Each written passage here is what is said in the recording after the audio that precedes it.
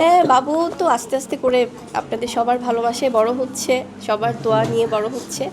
বোঝে সে আমাকে সকালবেলায়, যেমন আজকে তো তৃতীয় রোজা, সো খুব সুন্দর করেই বলছিল প্রথম রোজা থেকে যে রমজানুল মোবারক।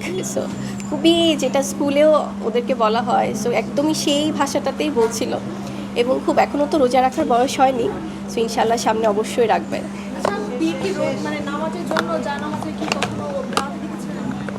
হ্যাঁ, অবশ্যই, কারণ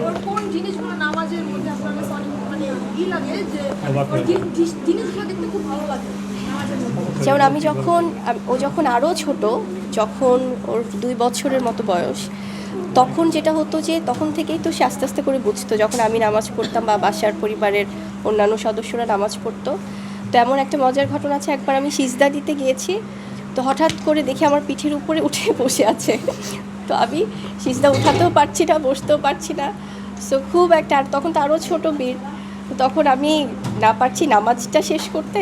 তো দেন আমি ওকে কোনোভাবে ম্যানেজ করে দেন সিজদা থেকে উঠলাম। আমি পরে দেখছিলাম যে পড়ে গেল কি না নিচে, আবার এদিকে নামাজেরও মনোযোগ দিতে হচ্ছে। সো এরকম অনেক খুনসুটি আছে আসলে, মজার মজার স্মৃতি। আর এখন তো আস্তে আস্তে করে যেহেতু বুঝতে পারছে, সো সেই প্র্যাকটিসটা শুরু হচ্ছে।